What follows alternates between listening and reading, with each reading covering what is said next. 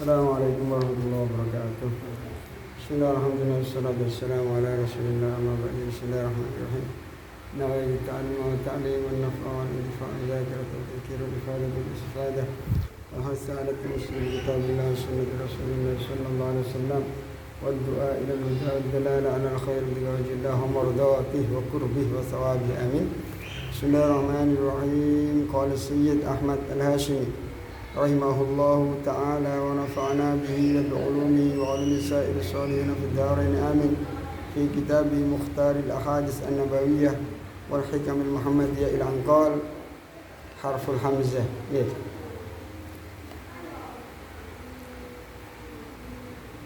Utawi iki ku huruf hamzah.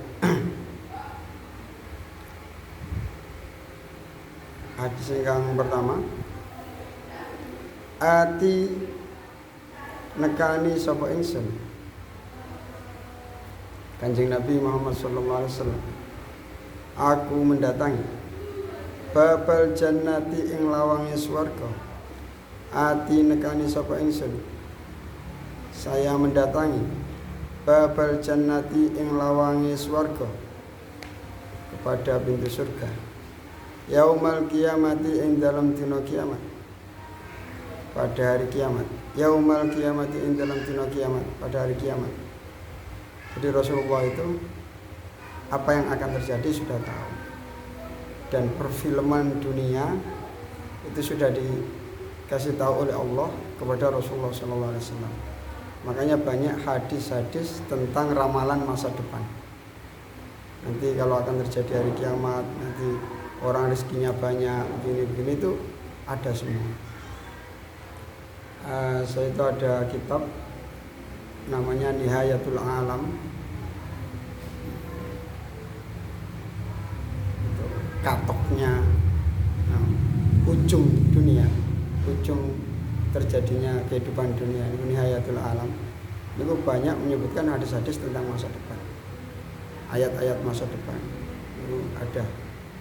Kalau dulu ada ramalan Joyoboyo, itu saya kira terjemahan dari hadis-hadis itu. Ramalan Joyoboyo nanti akan terjadi begini. Di hadisnya banyak. Itu Rasulullah sudah tahu nanti akan terjadi seperti ini.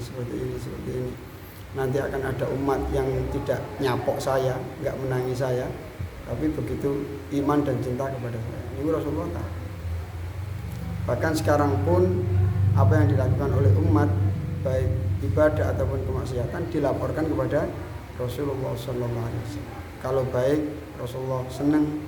Kalau mereka melakukan dosa, Rasulullah memintakan ampun untuk umat. Jadi kita melakukan dosa, Rasulullah tahu. Betapa malunya kita ketika nanti bertemu dengan Rasulullah. Rasulullah tahu dosa-dosa kita. Ada banyak hal yang disampaikan oleh Rasulullah tapi kita tentang. Rasulullah melarang ini, justru kita melakukan. Rasulullah mensunahkan ini, justru malah kita tinggalkan. Ini betapa malunya kita. Ini umat kok gak nganut gitu. Ini Rasulullah juga akan menceritakan nanti ketika hari kiamat saya akan mendatangi pintu surga. Fa astaftihu, mongko nyuwun buka sapa ingsun. Fa astaftihu, mongko nyuwun buka sapa ingsun. Kemudian saya minta untuk dibukakan. Fayaqulu nuli matur.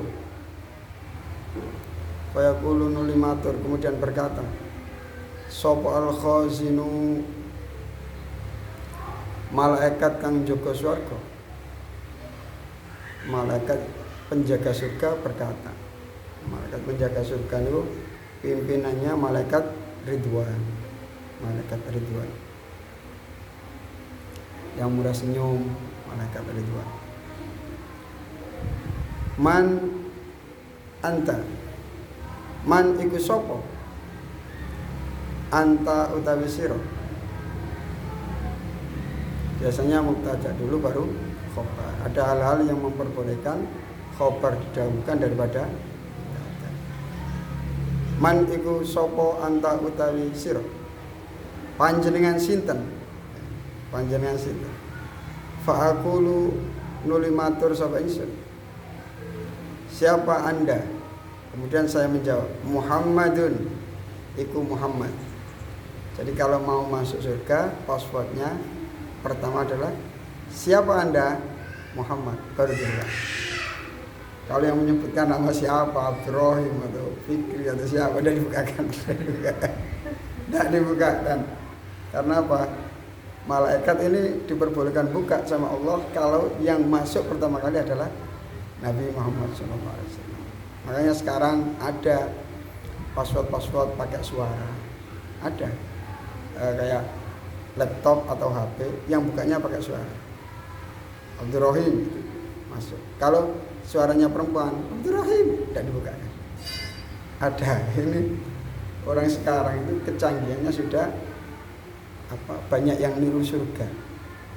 Surga bisa dibuka dengan suaranya Rasulullah dan menyebut nama Muhammad. Sekarang HP pun seperti itu. Di surga itu ada rumah-rumah yang terus pandang. Yang di luar tampak dari dalam, yang dalam tampak dari luar. Sekarang sudah banyak rumah-rumah kaca yang seperti itu. Bahkan tempat tidurnya, kalau selampunya dibuka, tahu tempat tidur. Posisinya bantalnya seperti apa, siapa yang di pinggir-pinggir jalan itu banyak. Terus sekarang makan juga nggak repot, tinggalnya naruh ke rice cooker, udah masak semuanya, udah kayak di surga, udah mendekati surga dan seperti di surga. Pak aku lu nuli matur sapa ingsun Muhammadun ibu Muhammad. Andai kata yang bicara sampean atau saya, walaupun bicaranya Muhammad, itu sudah dibuka karena nada suaranya beda, kefasihannya juga beda. Nah, Rasulullah adalah orang yang paling fasih. Ana afsahuman nataqa biddodi. Saya adalah orang yang paling fasih dalam mengucapkan huruf D. Fayaqulu nuli matur sapa khazin al-khazin. Kemudian malaikat penjaga pintu surga berkata, bika kelawan panjenengan umirtu diperintah sapa ingsun Allah aftaha. Bika kelawan panjenengan umirtu diperintah sapa ingsun Allah aftaha, yen to orang buka sapa ingsun. Allah aftaha, yen to orang buka sapa ingsun. Li ahadin marang wong suci. Li ahadin marang suci. Qoblaka kang ing dalem sadurunge panjenengan. Qoblaka kang ing dalem sadurunge panjenengan. Ini malaikatnya sudah dipesan. Pokoknya kalau yang buka pertama selain beliau jangan dibukakan. Nanti beliau akan menyebutkan nama Muhammad dengan nada suara seperti ini, volume seperti ini, jenis suara seperti ini. Sekarang ditiru sama orang buka HP. Buka HP terus ada yang pakai sidik jari ya, HP pakai sidik jari, ada laptop sidik jari, ada kecanggihannya Masya Allah. Terus buka pintu rumah juga gitu, ada yang seperti itu. Rawang riwayatake ing hadis, rawang riwayatake hu ing hadzal hadis sapa Ahmadu Imam Ahmad an Anasin saking sahabat Anas bin Malik. Sahabat Anas ini mondok kepada Rasulullah sejak umur 10 tahun. Dititipkan sama ibunya. Ya Rasulullah, ini Unes biar sama Rasulullah SAW membantu menjadi pelayan Rasulullah SAW. Dan sahabat Anas adalah bukti kesabaran Rasulullah SAW. Sahabat Anas mengaku bahwa mulai beliau menjadi khadimnya Rasulullah sampai Rasulullah meninggal tidak pernah diucapkan pada beliau kata-kata kotor. Sampai sempat sahabat Anas itu disuruh oleh Rasulullah SAW mengantarkan makanan, anggur atau apa lupanya. Itu sahabat Anas disuruh untuk mengantarkan. Karena sahabat Anas masih 10 tahun, masih kecil. Ternyata nggak langsung diantarkan.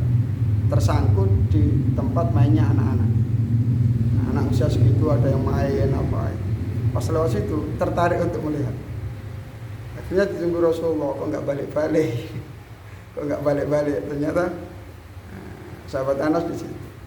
Terus Rasulullah mendatangi tempat itu dan Rasulullah tidak marah, cukup senyum kita aja kan sudah paham maknanya. Datangi senyum, kok itu kan memberikan arti kok masih di sini atau gimana, tapi Rasulullah enggak memarahi, enggak apa. Itu kesabaran Rasulullah SAW. Ikti nekanono sapa sira al ma'rufa ing kebagusan,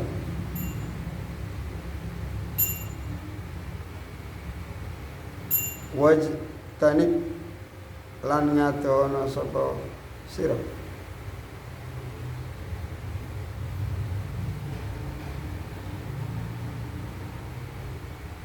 wajtanib lan ngadono sapa sira al mungkar ing kemungkaran, wandur lan ningalono sapa sira kecepatan, wandur lan ningalono sapa sira lihatlah ma ing perkara yuk jibu kang gawakake apa ma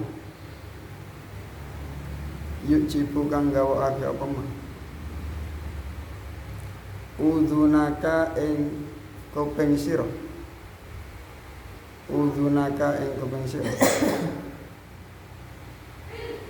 ayyakula ing yen to ngucap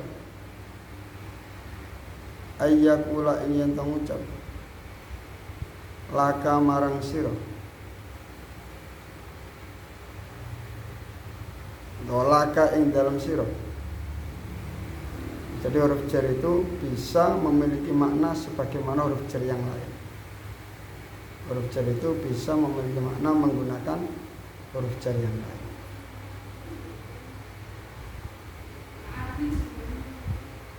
Seperti ini. Dakhalat imra'atun an-nara fi hirratin habasatha.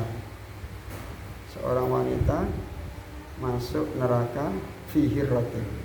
Mestinya kan di dalam kucing, tapi itu dimaknani sebagaimana bak sababiyah, sebab kucing yang ia tahan.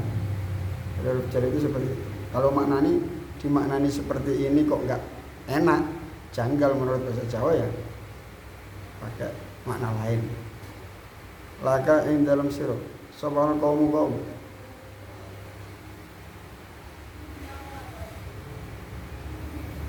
idza kumta ing dalam nalikane jumeneng sapa sira ketika engkau berdiri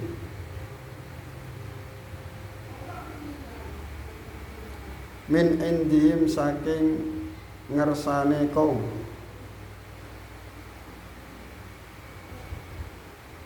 fakti mongko nekanono sapa sira maka lakukanlah hu ing ma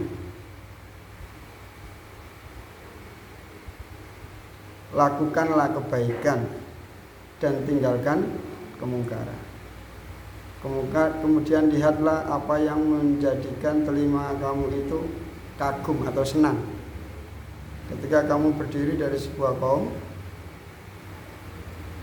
bagaimana mereka bercerita tentang kok semamanya tadi sampean kumpul sama orang, terus ketika sampean pergi mereka bicaranya kok baik-baik tentang sampean. Nah, maka kebaikan-kebaikan itu lakukan. Berarti mereka senang dengan kebaikan-kebaikan seperti itu. Kok setelah zaman pergi dirasani yang baik-baik, maka kebaikan itu teruskanlah lakukan. Dan kita kan dengarnya kan senang. Oh sama dirasani gini yang baik-baik. Oh, itu lakukan terus. Wandur lan ningalana sapa sira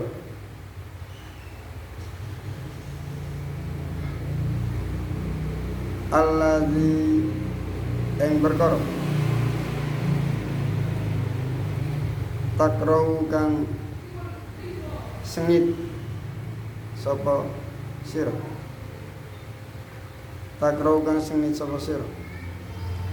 ayyakula ing yen to ngucap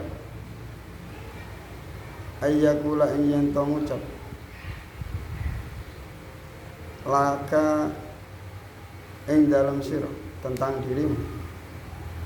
Sapa al-qaum qaum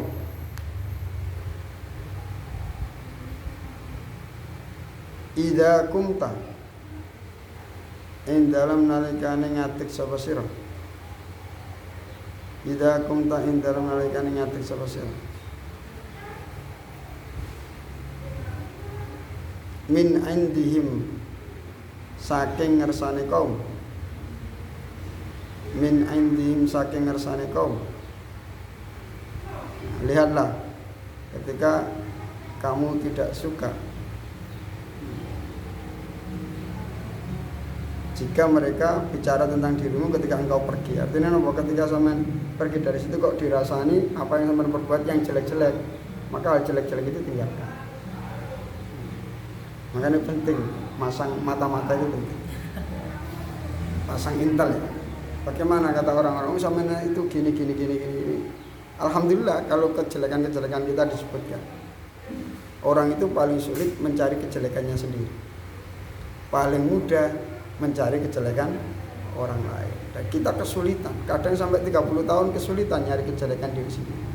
Kok ternyata ada yang menunjukkan. Kita mencari barang yang kita tidak tahu. Sampai sulitnya Masya Allah. Kok ada yang menunjukkan. Ini alhamdulillah. Kalau bisa kita kasih hadiah orang. Bukan kok malah marah. Oh ini sukanya jelek-jelekin saya gini. Marah-marah. Enggak. Ini mestinya kita ucapkan terima kasih. Kasih uang 100.000.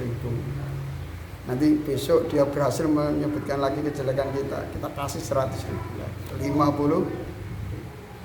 Lama-kelamaan beberapa kejelekan kita tahu. Dan kita tinggal membenahi saja. Tapi apa ada orang yang seperti ini ya? Masya Allah, kalau gini ya wali ya. Wah, dijelek-jelekin orang malah. Oh makasih, gini nanti akan saya rubah. Ini kalau nggak ada intinya kan nggak bisa. Kita sudah pergi. Nah, itu orang-orang bicara seperti apa? Dan gini ya. Kalau ada orang dekat sampean terus dia itu menyebutkan kejelekan-kejelekan orang lain, hati-hati sama orang seperti ini. Bisa jadi ketika sampean pergi, kejelekan sampean disebutkan kepada orang lain. Makanya nopo, sebisa mungkin ketika sama orang itu jangan menyebutkan kejelekan orang lain. Rawan sampean akan diadu. Walaupun orang dekat. Oke, saat ini dia menjadi orang dekat, besok kita nggak tahu. Makanya sing hati-hati bicara sama orang yang hati-hati. Kadang kita sudah sangat percaya sama orang, tapi suatu ketika orang ini bicara sama orang yang ia percayai. Orang yang dipercayai bicara sama orang yang dipercayai. Bukan kita seudon untuk dia itu berkhianat, tidak. Bisa jadi seperti itu. Pokoknya hati-hati. Hati-hati. Kalau dalam ala-ala kemarin ya, orang kalau yang terpeleset kakinya mungkin dia jahat tapi bisa sembuh. Kalau yang terpeleset mulutnya bisa jadi ia akan terbunuh. Fajtanib mongko ngadono sapa sira ing alladzi. Fajtanib mongko ngadono sapa sira ing alladzi. Rawang riwayatake ing hadis sapa al-jama'atu. Kelompok, artinya banyak ulama yang meriwayatkan hadis ini.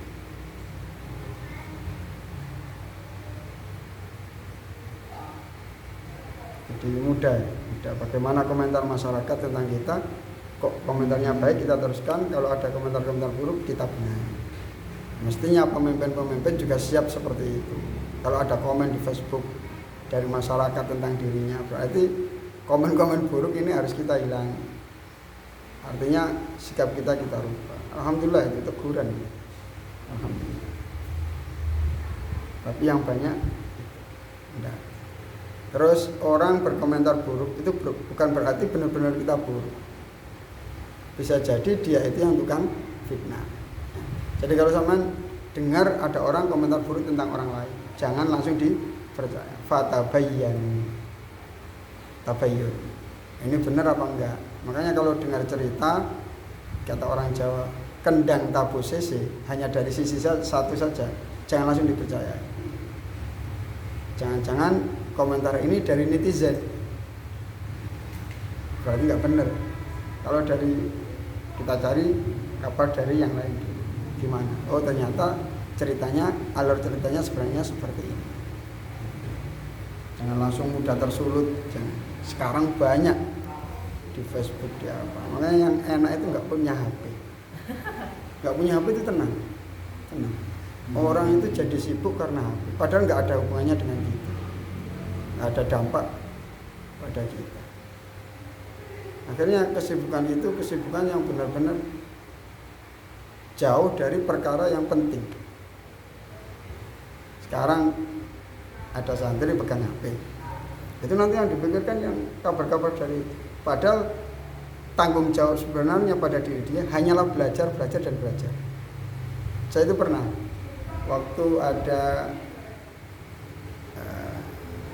kuliah Jumat di sarang itu, kadang beberapa bulan sekali ada kuliah Jumat, itu mendatangkan tutor, kadang ulama-ulama besar, ahli tajwid didatangkan, ahli sekte didatangkan. Terus pernah Gus Bah juga. Dan waktu itu Gus Bah dimintai nggak mau. Akhirnya dipaksa sama teman-teman dewan murid, diminta untuk teman-teman sarang. Nah itu Gus Bah entah sengaja entah nggak sengaja membahas ekonomi, bagaimana ekonomi di Indonesia seperti ini. Ada makalahnya. Dan makalah itu kita baca. Waktu itu saya diajak sama Kiai saja Mbak Ma'ruf pergi ke Probolinggo lewat Jombang. Di Jombang ada demonstrasi tentang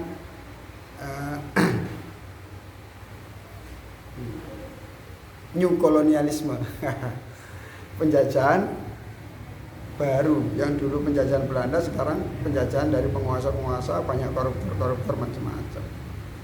Terus ada kesempatan tanya jawab, saya tanya, ngapunten, ini saya mau tanya, dulu kita dijajah Belanda, terus kita bisa merdeka dengan adanya proklamasi. Sekarang kita dijajah oleh penjajah yang lain berupa koruptor. Apakah kita harus mengumandangkan proklamasi yang kedua kalinya untuk terbebas dari penjajahan para koruptor ini? Itu jawabnya Gus Bah itu gini, Anda itu jangan membahas tentang kemiskinan sekarang. Anda itu membebaskan dari kemiskinan sendiri aja belum tentu bisa kok bahas kemiskinan negara. Sama ini tuh mondok, nggak usah mikir macam-macam di sana. Sama itu mondok, nggak usah mikir negara, mikir ekonomi negara, nggak usah. Sama di pondok kewajibannya mondok, belajar ngapalin alfiah, gini-gini, udah selesai. Gitu. Jadi sekarang itu banyak orang-orang yang sebenarnya nggak usah mikirkan itu, terjun memikirkan itu. Akhirnya apa? Kewajiban-kewajibannya sendiri terbengkalai. Santri-santri, itu Pak santri ya target mondoknya berapa tahun, ini yang ilmu yang belum ia tahu apa dikejar, yang belum pernah ngaji apa dikejar, nanti targetnya oh saya sekian tahun nanti nikah atau apa. Jadi ilmu yang saya butuhkan ini harus sudah terpenuhi semua. Ada target seperti itu mestinya.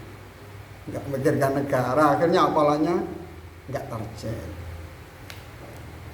Jadi buat makalah seperti itu, saya tanya tentang seperti itu, kemudian di-cut sama beliau, udah nggak usah mikirkan itu, namanya ngaji aja.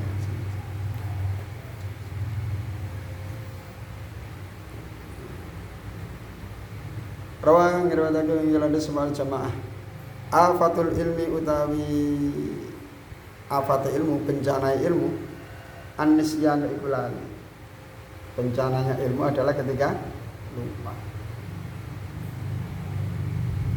Lah ilmu itu bisa langgeng, semakin kuat dalam hafalan kita kalau kita tahu langsung kita amalkan. Semua kita tidak amalkan. Semua kita diterangkan sama guru kita, pakai sifat itu seperti ini. Terus nggak kita amalkan. Nanti seminggu, 2 minggu, 3 minggu lupa. Gimana ya kemarin? Lupa saya, ini dulu apa ini dulu, lupa saya. Tapi kalau kita amalkan, terus kita amalkan, saya prakteknya seperti ini, sebagaimana keterangan kemarin. Ini akan ingat terus. Jadi dengan mengamalkan ilmu kita akan semakin kuat. Man amila bima alima allamahullahu malam ya'lam. Barang siapa mengamalkan ilmunya, dia akan diberikan ilmu yang ia belum tahu. Sama dikasih wirid sama kiai, udah nggak usah tanya, ini faedahnya apa? Nggak usah. Udah dilakukan gitu.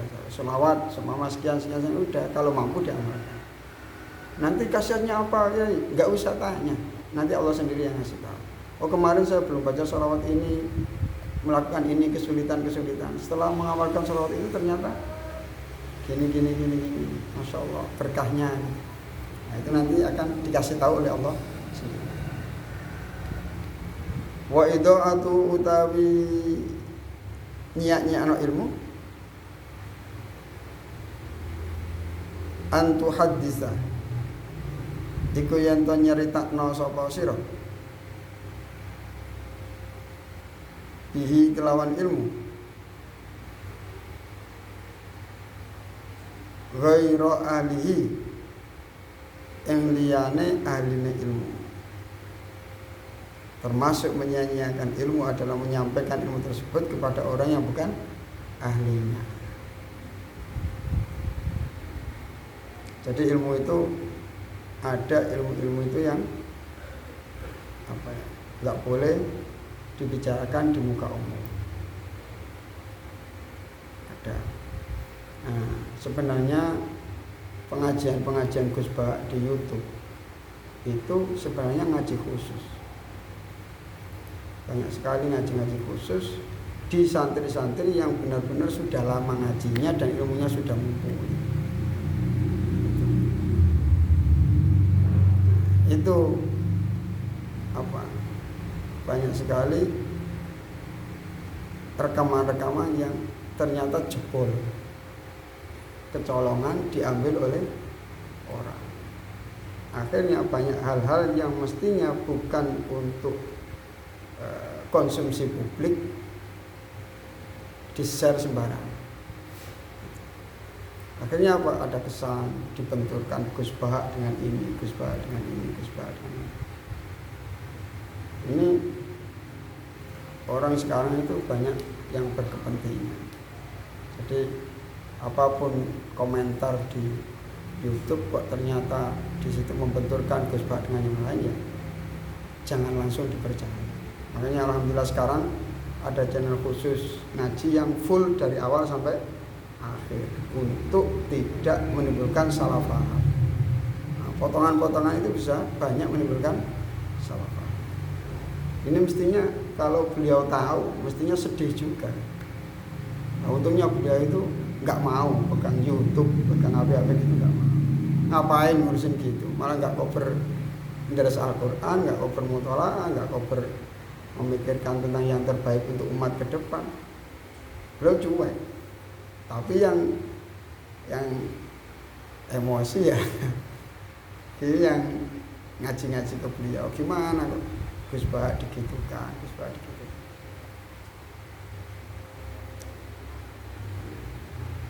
Jadi sebenarnya ya orang-orang dekat beliau yang benar-benar tahu keilmuan beliau itu yang menjelaskan kepada publik. Sebenarnya ini itu komentar masalah ini, sebenarnya ini menjelaskan tentang ini, seperti itu. Masa ada artis gini langsung ditulis di YouTube, Gus Ba komentar tentang artis seperti ini. Loh, ini ngajinya kapan? Sebenarnya itu ngaji sifatnya kan ada makalah-makalah yang umum, kemudian dihubung-hubungkan. Itu bahaya. Kasihan beliau. Makanya kayak kemarin tentang Diba itu kan, itu saya di sarang sudah ada itu 10 tahun 14 tahun yang lalu sudah ada pernyataan-pernyataan seperti itu tentang Adiba. Itu memang ngaji khusus. dan nggak untuk, dan kita tahu memang Gus Baha itu juga baca diba apa. Tapi sama orang-orang yang berkepentingan dipotong langsung seakan-akan Gus Baha itu nyerang adibai macam-macam. Orang sekarang kagetan, makanya jadi orang yang alim biar enggak kagetan. Wa ida'atuhu an tuhaddisa bihi ghairu ahli, termasuk menyanyiakan ilmu sama menerangkan suatu hal panjang lebar padahal dia enggak mampu menerimanya. Akhirnya ilmunya terbuang begitu saja, eman energinya. Tapi kita enggak bisa langsung ngeklaim orang, oh ini bukan ahlinya, enggak. Kita harus lihat dulu. Makanya kalau ngaji ditakar dulu. Kiai saya dulu Mbah Him, kalau ada anak baru langsung ngaji ikut khataman tafsir Jalalain dimarahi. Kelas berapa kok ikut khataman puasa tafsir Jalalain? Kelas ibtidah, ganti kitab lain, jangan ikut Jalalain. Jadi di sarang itu jenjang keilmuannya sudah pas. Mulai dari kelas 3 sampai aliyah itu sudah agak mudah, agak sulit itu. Itu menata jenjang itu enggak gampang. Pertama jurumiyah yang terjemahan tapi pegon. Naik kelas lagi jurumiyah yang ada takrirannya. Terus imriti yang ada takrirannya, terus mulha. Terus kemudian alfiyah. Setelah alfiyah sudurud dhahab. Setelah sudurud dhahab kemudian labib. Itu jenjangnya. Masa langsung anak masih kecil-kecil langsung imriti. Kemudian tahun berikutnya baru jurumiyah, kan kebalik. Nah, itu kalau di sarang penataannya masya Allah. Makanya penting sekali kayak di dinia kampung kita lihat dulu. Oh kalau kitab ini keberatan kita pakai bawahnya. Nah, untuk mengukur kapasitas kemampuan anak ini nggak gampang. Itu apa? Psikologis. Termasuk ngaji anak kecil-kecil dijelaskan. Tapi gini, kalau untuk ngaji tasawuf dalam hal tertentu ya sah-sah saja ke anak-anak mengenalkan kepada Allah Subhanahu wa taala. Tapi kapasitasnya harus benar-benar tahu gurunya.